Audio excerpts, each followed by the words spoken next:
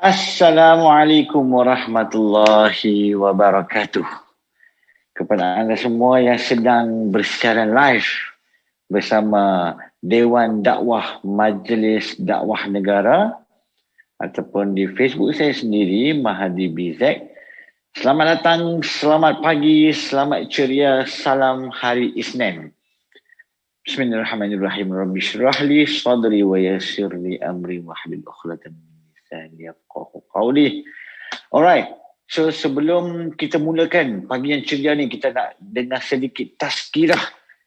Pertama kalinya saya nak beritahu saya bukan ustaz.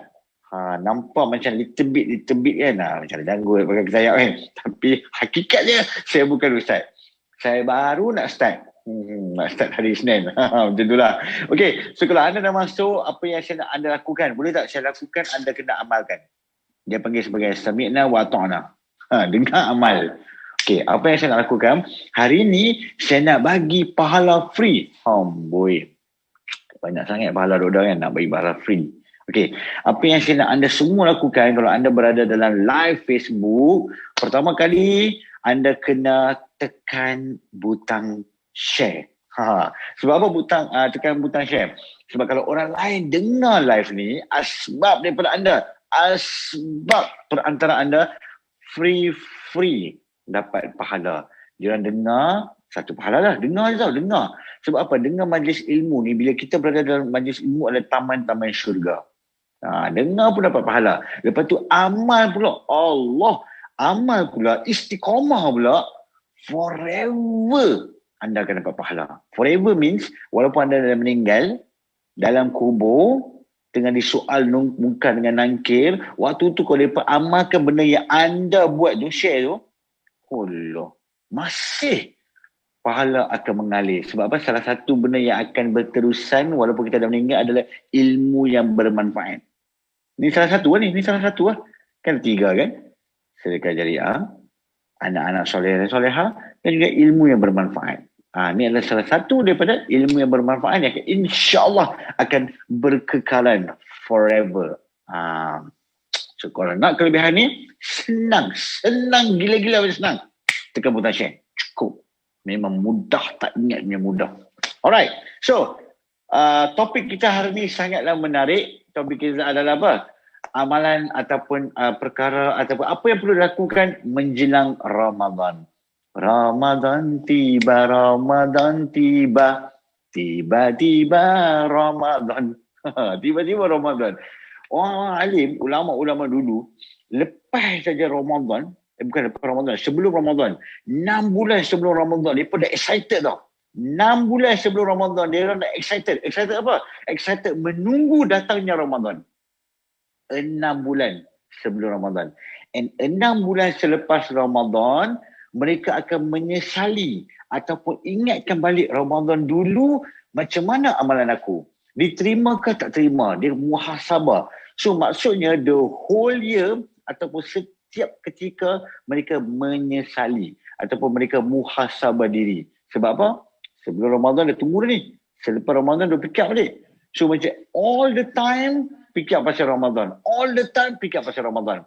So hari ni anda berada dalam majlis-majlis ilmu taman-taman syurga yang inginkan ataupun ingatkan tentang Ramadan. So hari ni saya nak kongsi sama-sama kita melalui apakah perkara yang penting kita lakukan sebelum Ramadan. Sebelum ataupun ketika Ramadan lah. Sebenarnya topik ni panjang sangat. Saya rasa kita kena buat episod dah.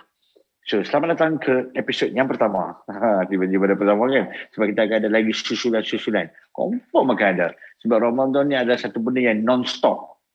Non-stop. Dia punya kelebihannya sangat banyak. And saya sarankan semua orang untuk tahu kelebihannya. Kita beritahu tak kenal, maka tak cinta. So kita kena kenal Ramadan. Bila kita kenal Ramadan, kita akan cinta Ramadan. Kita akan ada kegairahan. Bila kita tak tahu kelebihan Ramadan, pasti tu tak ada kegairahan. Macam kita buat lah macam okeylah ni adalah satu bulan yang ya kita kena puasa. Kalau kita tak tahu kelebihannya, apa kita akan dapat? Kita dapat juga. Dapat apa? Dapat lapar, dapat dahaga, dapat penat. Semua tu dapat. Tapi kalau kita tahu kelebihannya, Allahu Akbar. Dia semangat dia lain macam. Okey, yang pertama, apakah yang kita lakukan? Pertama sekali, 28 Mac ni, kita akan melalui satu malam. Apakah malam tersebut? Malam 1000 dinar? Bukan. Malam 1001? Bukan. Dia panggil sebagai malam Nisfu Sya'ban. Ada setengah orang kata malam Ahmad Nisfu. Salah. Malam Nisfu Sya'ban. Okey, apa maksud malam Nisfu Sya'ban? Apa maksud Nisfu? Nisfu ni adalah setengah. Pertengahan. Nisfu Sya'ban, dia akan jatuh tengah-tengah Sya'ban. Ni sekarang lah. Sekarang kita berada dalam bulan Sya'ban. Bulan Sya'ban adalah bulan mulia. Bulan barakah.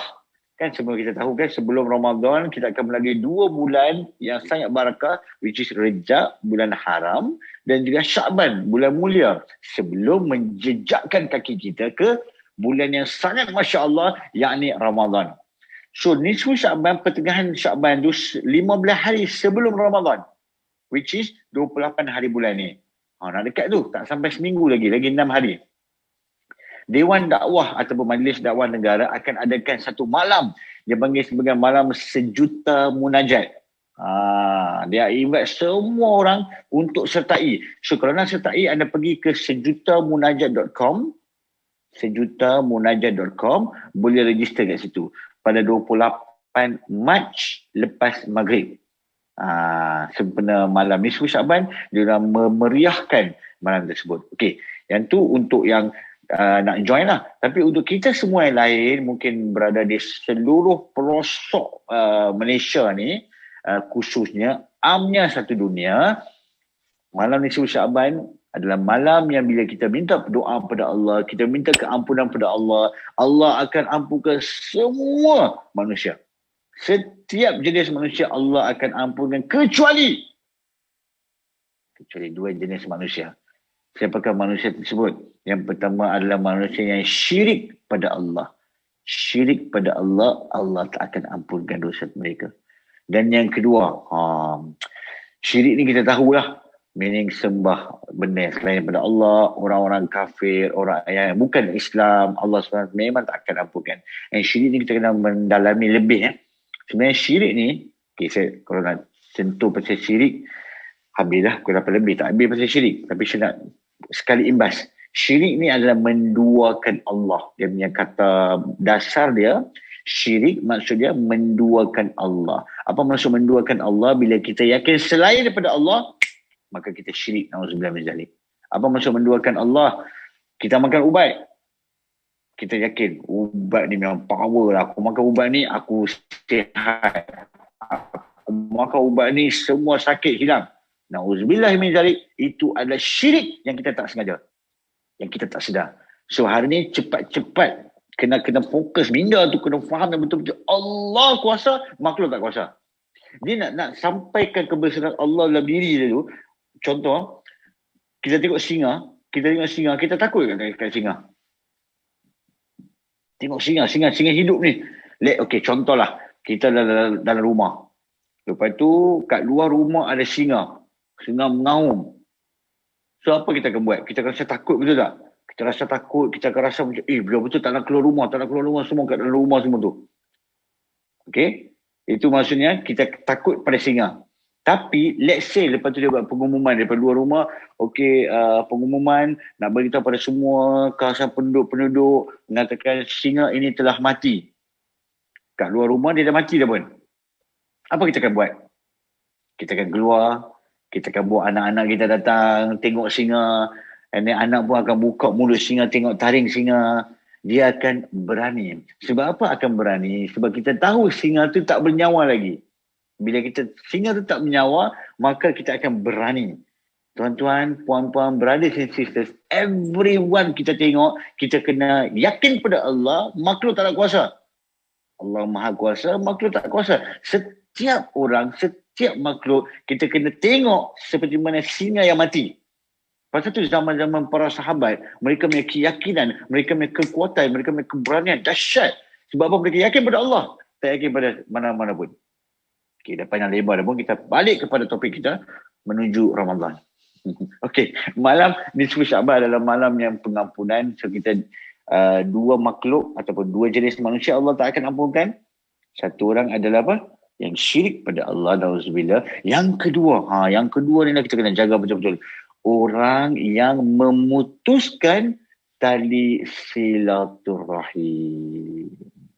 So, tali silaturahim ni nama macam simple. Nama macam tali silaturahim je pun. Tapi sebenarnya kalau kita bermusuhan dengan orang, maka pagi ni ataupun minggu ni sebelum nisfu Syaban 28 lah. Sebelum nisfu Syaban, cepat kita minta maaf pada orang. Cepat kita mohon kalau ada kekilafan ke, ada kita tersilap cakap ke, terlepas ke, tak mau ni. So kita kena settlekan all the ni. Kalau terror tak apa. Tapi teroris, kita tak nak. Okay. So kalau anda ada buat permusuhan sebelum ni, cepat-cepat minta ampun supaya malam nisfu Syaban, kita minta doa pada Allah, kita minta keampunan pada Allah, Allah kabul. Sebab apa? Kita tidak ada permusuhan. Kalau ada, cepat-cepat minta maaf. Itu adalah satu amalan sebelum menuju Ramadan. Alright. So amalan apa? Saling memaafkan di malam nisfu Syaban. Bukanlah malam nisfu Syaban je maaf, lepas itu gaduh balik. Lepas itu 16 Syaban fight, 17 Syaban gaduh, 18 Syaban putus. Baik tak payah masuk Ramadan.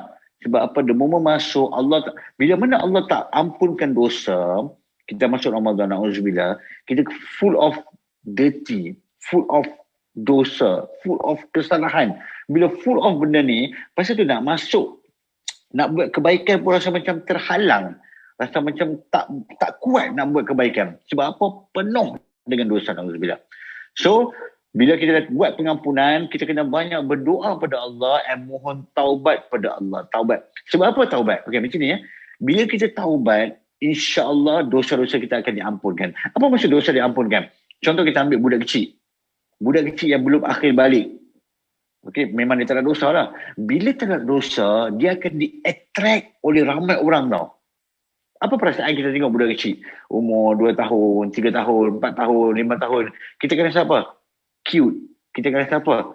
Bersih. Sebab apa? Dia tak ada dosa langsung. Kita rasa macam nak memberi. Jumpa budak-budak, ambillah coklat, ambillah aiskrim. Jumpa budak-budak pergi sekolah, ambillah duit belanja, ambillah. Bila kalau anak bapak saudara datang daripada jauh, balik kampung, tengok anak-anak ke apa kan, sebelum dia pulang ke bandar, dia akan hulurkan duit. RM50 ke, RM100 ke, ambillah duit belanja. Cuba kalau besar sikit. Tengok pun meluat dia. Sebab apa? Penuh dengan dosa. So, maksudnya, kita akan dipandang di sisi Allah seperti baby, seperti bayi. Nak tak kita dipandang? Kalau Allah pandang kita seperti baby, bayi, yang mana kita, kalau manusia tengok baby itu, kita akan rasa nak memberi. Sama dengan Allah tengok kita, Allah akan rasa nak beri daripada kita. Kalau kita ni adalah suci dari dosa. Tak katalah kita ni maksum. Maksum ni kira Nabi-Nabi je maksum. Meaning, apa maksud maksum adalah orang yang tak buat dosa. So, kita bukan level tu. Kita manusia yang memang na'udzubillah akan menempuh dosa, menempuh maksiat tanpa sengaja ke, besar ke, kecil ke, memang akan melalui benda tu. So, kita kena elak diri kita daripada melakukan benda-benda tersebut dengan memohon taubat pada Allah. Okey, repeat balik ya. Yang pertama, saling bermaafan, especially malam nisfu Syaban. Yang kedua, bertaubat sebelum masuk Ramadan. Okey. Yang ketiga, penting yang ketiga, sebelum masuk Ramadan kita kena jaga apa? Jaga kualiti dan kuantiti solat. Kualiti dan kuantiti solat. Kenapa saya sebut macam tu? Okey, sebelum masuknya Ramadan adalah bulan sangat mulia. Bila mana kita lakukan satu kebaikan, okey, kalau kita lakukan satu kebaikan sunat, contoh solat sunat ke, zikir, benda-benda sunat. Zikir pun sunat juga. Solat sunat adalah sunat juga. Baca Quran adalah sunat juga. Walaupun tak wajib sebenarnya, kalau tak baca pun tak dosa, tapi memang disarankan untuk baca lah. Benda-benda kita lakukan sunat, di bulan Ramadan, kita akan dapat pahala seperti wajib fardu. Solat sunat. ganjaran dia seperti solat fardu. Tapi janganlah niat soli fardhan sunnati. Tak payah niat macam tu. Niat sunat-sunat. 2 rakaat sebelum Zuhur, 2 rakaat sebelum Asar, lepas Maghrib, lepas Asar tak ada solat. 2 rakaat sebelum Subuh, 2 rakaat sebelum Isyak, 2 rakaat sebelum.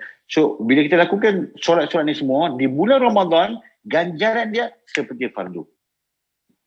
Dan kalau amalan fardu kita lakukan di bulan Ramadan, akan digandakan sebanyak berapa?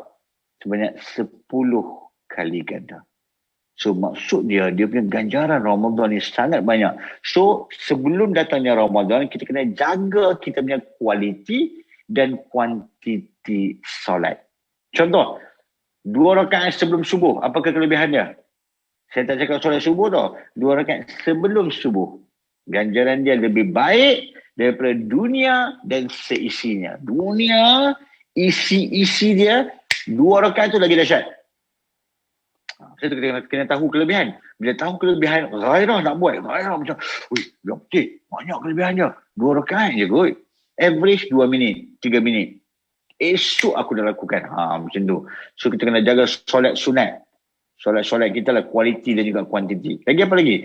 Contoh, kalau kita pergi solat fardu subuh dekat masjid ataupun surau. Kita stay. Kita duduk dekat masjid tu sehinggalah waktu syuruk. Okey, sehingga waktu syuruk kita solat 2 rakaat. Kita ambil solat duha lah. Apa maksud duha? Duha adalah permulaan syuruk. Apa maksud syuruk? Syuruk adalah permulaan duha. Faham ha? Jangan kata, mana ada solat syuruk? Tak pernah dengar pun solat syuruk. Sabar, jangan gaduh. Dia solat duha. Duha adalah permulaan syuruk. Bukan yang masuk waktu syuruk terus duha tau. Dia ada timing dia. Contoh. Waktu subuh pukul 6. Syuruk pukul 7. Okey, perbezaan dia berapa? Sejam betul? So, waktu duha adalah 1/3 selepas perbezaan subuh ke syuruk. So, sejam, 1/3 adalah 20 minit. So, waktu duha adalah 7:20. Simple calculation. Bukannya syuruk tu terus boleh tak? Syuruk adalah permulaan matahari naik. So dia kena matahari naik sedikit. Simple calculation, 1/3 daripada subuh ke syuruk tambah selepas syuruk, itu adalah waktu duha. Okey. Lepas subuh dekat masjid, stay ni boleh baca Quran ke, zikir ke, duduk saja pun tak apa. Dan continue dengan duha, 2 rakaat saja, nak buat 4, 6, 8, 10, 12 pun boleh. 2 rakaat saja, anda punya ganjaran dia adalah seperti buat umrah dan haji yang sempurna. Tamam dia sebut. 3 kali tu Rasulullah repeat. Hadis sahih, duduk subuh sampai duha akan dapat ganjaran umrah dan haji sempurna. Sekarang kita pergi umrah, kita pergi haji, memang kita nak sempurna. Kita nak. Tapi na'udzubillah kalau Allah SWT tak cantikkan, mungkin ada benda-benda amalan kita tak perfect, mungkin tak sempurna. Na'udzubillah. Kita nak sempurna lah, definitely. Tapi kalau buat benda tu, dia akan dapat pahala yang sama sempurna dia sebut. Perkataan itu 3 kali ya. Rasulullah sebut. Okey. Apa perasaan bila kita tahu benda ni? Kita rasa nak buat, betul tak? Rasa macam, belum betul. Lepas tu kena jaga amalan ni. So that bila masuk Ramadan, rasa senang nak buat. Rasa macam continuous. Benda tu lah, sebab dia praktis bulan Syakban, bila Ramadan masuk rasa macam benda tu continuous je pun. Tapi kalau tak buat sekarang, okey tak apa, Ramadan aku akan buat. Ramadan nak buat. First Ramadan, tak apalah, tunggu dulu. Nanti next week aku buat. Next week, Ramadan lama lagi 3 minggu lagi. 3 minggu aku buat. Sampailah malam 21. Malam 21, Lailatul Qadar bila? Malam 27 kot. Malam 27 aku buat. Malam 27 dia tertidur. Lepas tu, dah raya dah. Lepas tu dia pun menyesali. Tak guna. Pasal apa Ramadan ni datang? Okay, saya nak baca satu tujuan. Kenapa Allah SWT bagi Ramadan? Dalam Ramadan ada satu malam yang dipanggil apa? Satu malam yang lebih baik daripada 1000 bulan. Bukan 1000 hari tau. 1000 bulan. Ataupun dikatakan kalau in term of tarikh, in term of years, 83 tahun 4 bulan. Lebih tau, lebih. Dia bukan kata sama. Maksudnya kalau kita dapat satu malam Lailatul Qadar, satu malam di malam Ramadan tu, contoh kita baca Quran. Okay, kita baca Quran malam tersebut, kita punya ganjaran lebih daripada 83 tahun. Lebih mean Allah SWT boleh bagi ganjaran 83 tahun, boleh bagi ganjaran 100 tahun, boleh bagi ganjaran 1000 tahun, 1,000,000 tahun. Itu Allah. Allah Maha Pemurah, Allah Maha Dahsyat. Allah nak bagi apa pun boleh. Tak ada apa tak usah fikir. Allah ni mampu ke nak bagi? Ni banyak ni. Macam mana nak kira? Manusia pengiraan memang akan error. Tak ada satu kalkulator pun saintifik macam mana pun bawa main memang tak boleh lawan dengan ganjaran-ganjaran yang Allah SWT ready kan di bulan Ramadan tiba. So jangan lupa untuk kita betul-betul gila-gila punya kejar bulan Ramadan. Okay. So come back. Dia kena patah balik. Jaga solat kuantiti dan juga kualiti. Penting Okay. Satu lagi, bila kita jaga solat sunat 12 rakaat sehari. 12 rakaat sehari, kita ganjaran adalah sangat Masya Allah. Apakah 12 rakaat tersebut? 2 rakaat sebelum subuh. Okay, kira-kira sama-sama. 2 rakaat sebelum subuh. 4 rakaat sebelum zuhur. 2 rakaat selepas zuhur. 2 rakaat selepas maghrib. 2 rakaat selepas isyak. Berapa? 2, 6, 2, 2. Berapa? 12 rakaat. Kalau orang yang amalkan 12 rakaat ni, Allah SWT akan cipta satu rumah, satu mahligai dalam syurga. Rasulullah SAW bila baca saja hadis ni, hadis yang sahih, bila Rasulullah sebut saja benda ni, semua sahabat-sahabat berebut untuk buat benda tu. Isteri-isteri Nabi, contoh Ummu Habibah, waktu dengar saja benda ni, Ummu Habibah dia macam, ya Allah, biar betul, aku nak amalkan. Daripada hari ni, aku nak amalkan benda ni. Siapakah mereka? Isteri-isteri Nabi. Siapakah mereka? Sahabat-sahabat Nabi. Siapakah mereka? Orang yang dekat dengan Nabi. Orang yang dekat dengan Nabi, amalkan benda tu. Siapakah kita untuk tak amalkan benda tu? Allahu Akbar. Saya cakap pada diri saya sendiri. Saya pun tak amal 12 rakaat sebenarnya. So bila kita tahu kita bukan daripada keturunan Nabi, meaning kita umat Nabi, tapi bukannya family Nabi. Bukannya kita adik-beradik Nabi ke? Kita sekeliling Nabi ke? Kita anak saudara Nabi ke? Tak kan? Sabar kan? So bila tahu kita bukan macam tu, apa kita kena lakukan? Kita kena tingkatkan lagi amalan kita. Untuk dapat apa? Rumah di dalam syurga. Apa maksud rumah di dalam syurga? Bila kita tahu rumah dalam syurga, maksud dia, and indirectly, kita akan masuk syurga. Indirectly lah, ada rumah dalam syurga. Dia tak sebut, siapa yang buat 12 rakaat ni akan lalu cician syirak sepatah sekilat, akan masuk syurga, dan juga masuk syurga ada rumah dalam tu. Dia tak sebut all in full. Tapi kalau dah ada rumah dalam tu, maksud dia, dalam erti kata lain, insya-Allah kita akan masuk syurga. Kalaulah ada rumah tak masuk syurga macam mana? Takkan rumah tu nak bagi sewa dalam syurga? Masuk neraka bagi sewa rumah dalam syurga. Memang nampak macam pelik kan? Tapi itulah hakikat dia. Kalau kita amalkan 12 rakaat, maka insya-Allah. Siapa yang ada rumah dalam syurga? Kalau anda rasa anda ada rumah dalam syurga, anda boleh left the Facebook. Anda boleh keluar tak apa? Tak perlu dengar ni, tak payah, relax cukup. Ada rumah pun kat syurga. Sabar dulu. Okey, yang tu yang ke 3. Biar betul. Lagi 5 minit je ni. Banyak lagi ni. Okey. Yang keempat ni khususnya pada kaum Hawa. Khususnya. Tapi amnya pada semua. Kena settle. Settle apa? Hutang puasa sebelum ni. Nak masuk Ramadan. So hari ni berapa Syaban? 7, 8 Syaban. So bila kita tahu Syaban dah nak dekat Ramadan dah pun, dekat-dekat 20 hari macam tu, average 20 hari, 22 hari. So kita kena settlekan puasa-puasa yang kita tertangguh. Kita sakit ke dulu, uzur ke, especially perempuan yang uzur kan, easily seminggu terlepas.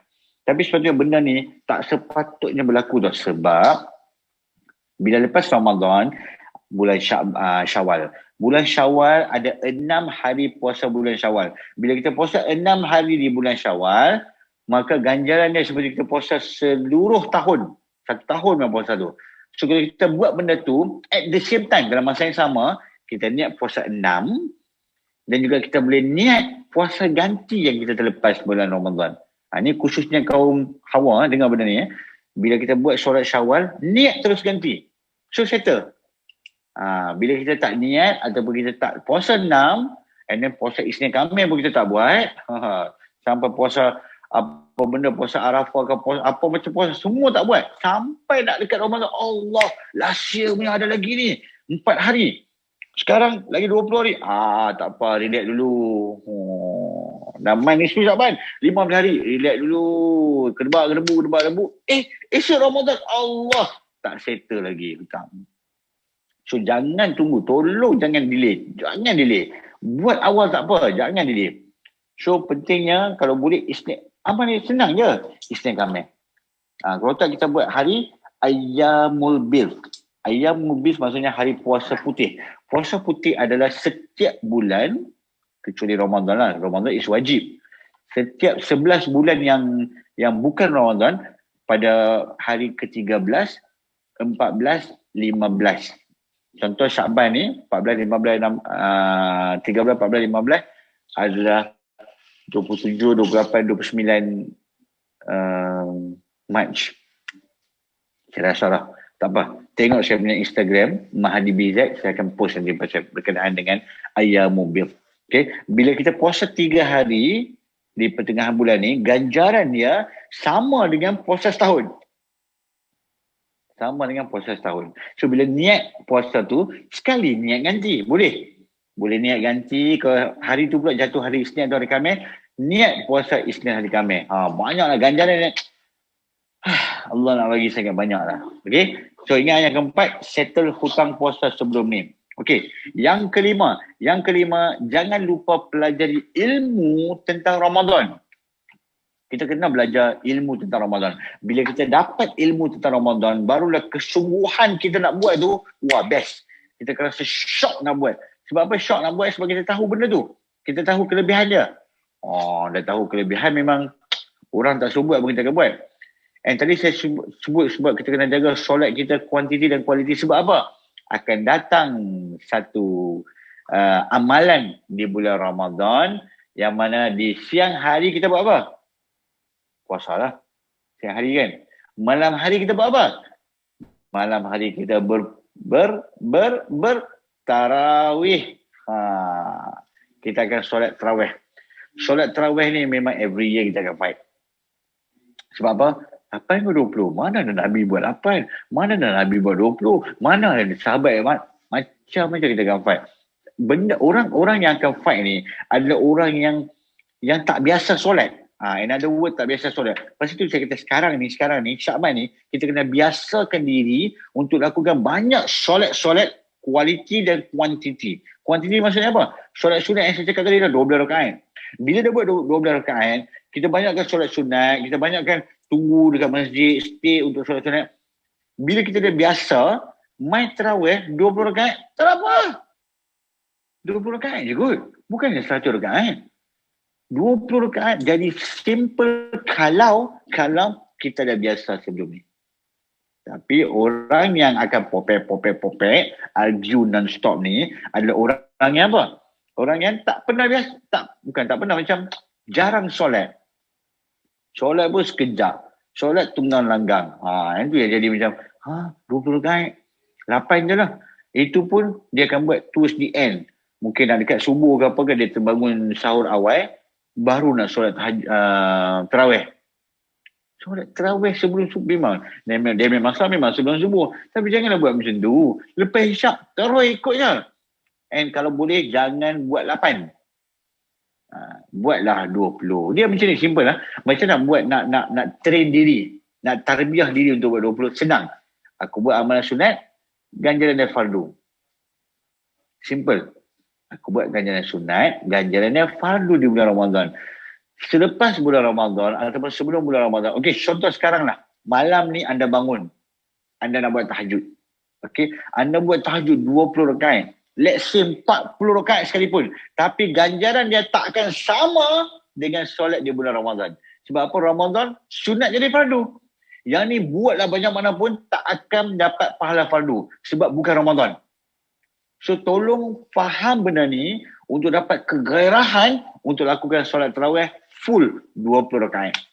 So jangan bagi alasan dalam ni 8 ke 20 lah, 20 ke 8. Dan sahabat kan buat, Nabi kan buat. Itu sabar dulu. Okay, so ada banyak lagi ni poin-poin ni saya nak bagi ni. Okay, tak apa, saya rasa dah pukul 8 dah pun sebenarnya. Kita sebenarnya tazkirah kita 7.30 sampai pukul 8. Again, saya nak recap balik apa yang kita belajar hari ni. Mungkin kita belajar lah, kita kongsi-kongsi ya. Saya bukan ustaz, saya dah ajar-ajar semua, saya tak layak. Tak ada tauliah pun nak ajar. Saya hanya berkongsi dan kita sama-sama beramal. Okey, recap balik ya. Yang pertama, ingat saling bermaafan, especially di bulan Syaban, di malam nisfu Syaban. Ambil kesempatan ni. Yang kedua, bertaubat pada Allah. Kita banyak buat dosa, banyak buat maksiat yang kita sengaja, tak sengaja, besar, kecil, sekali pandai, tak sekali. Itulah. Yang ketiga, jaga solat kuantiti dan juga kualiti. Dengan solat-solat banyak, tak ada kualiti. Dengan kualiti sekali je, tulis habis dia pun. Dia kena banyak kan.